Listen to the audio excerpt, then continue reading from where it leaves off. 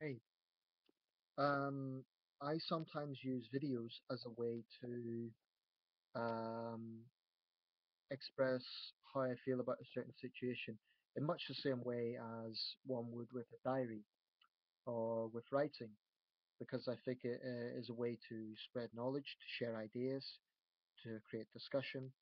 Um, and the issue I want to talk about is something I think that affects a lot of people.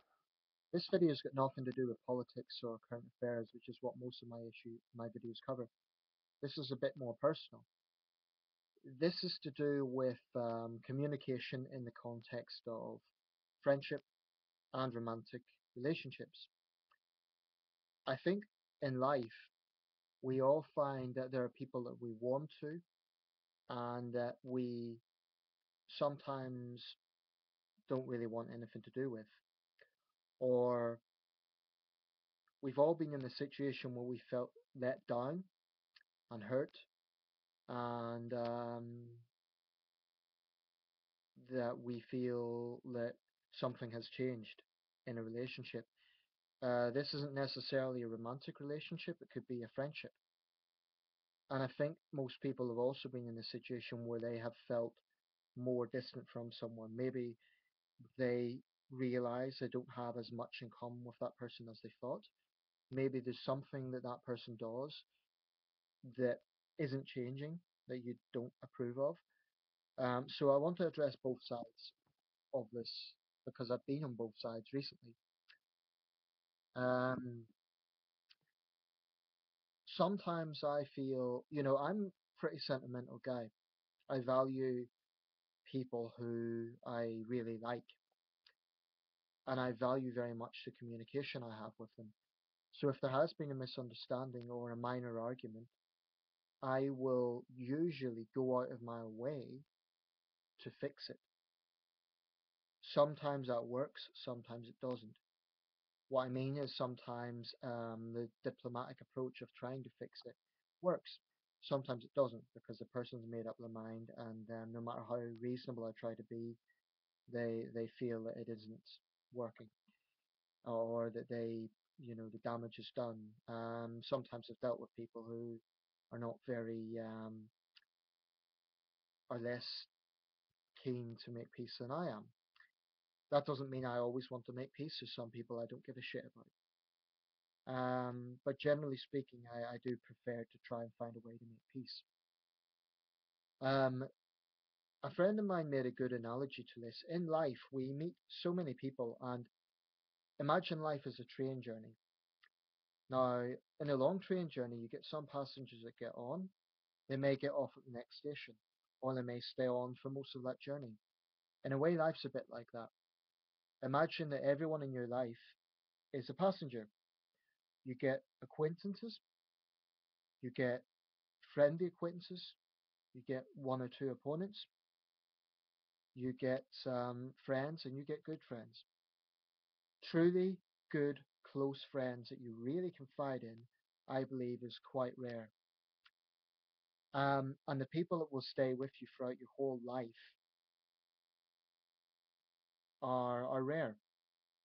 Most people will get off that train at some point, and sometimes it's amicable.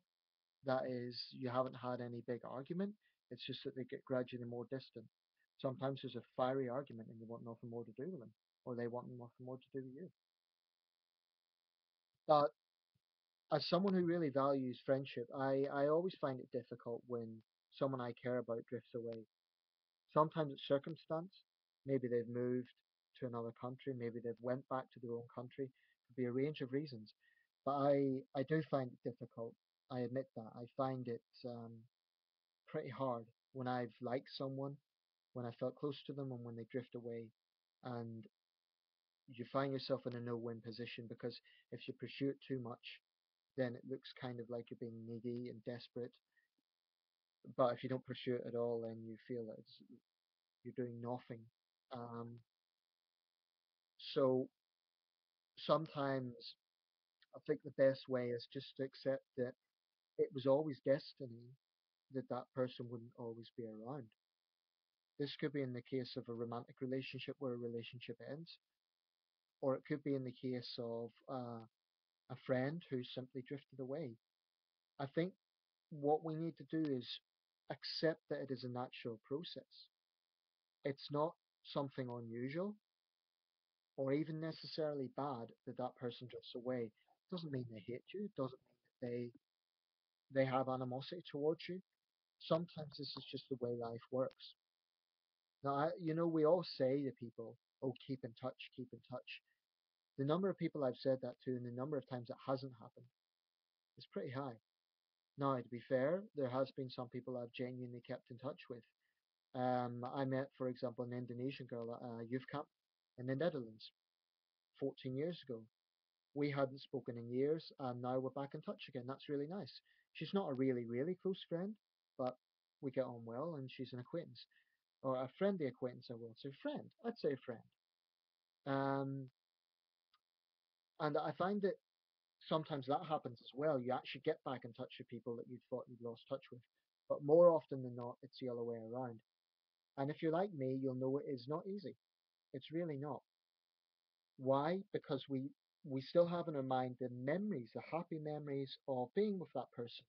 And again, I'm not talking in a romantic context. It could just be a fun situation. It could be something that's been enjoyable. Just happy memories for one reason or another. So letting go of that is not easy. But here's the question. Drifting apart,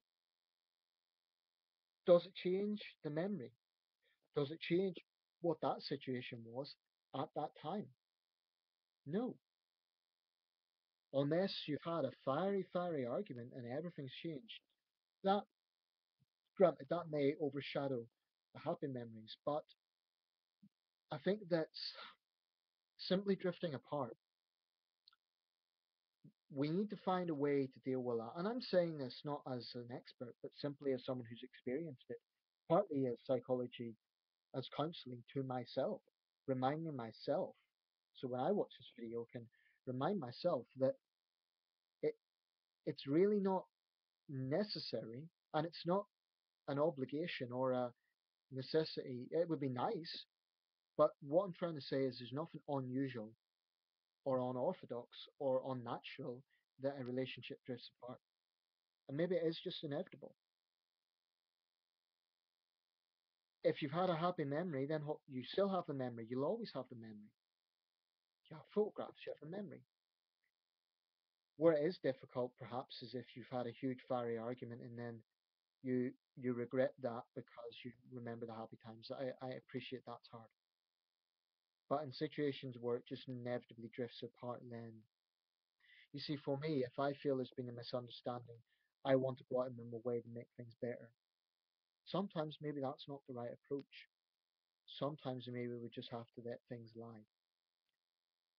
Now, the other side of the spectrum is what if you have someone in your life who is quite clingy towards you, but you find that there's something about their personality that really frustrates you.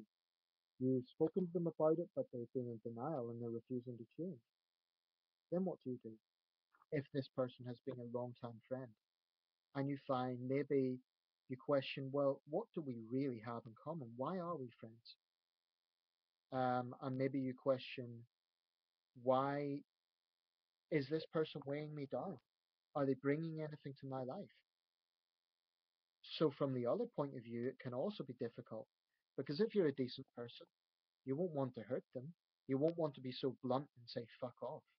If the person has been, if it's a case that they're friendly towards you, but maybe a bit too clingy, like maybe you want a bit of space.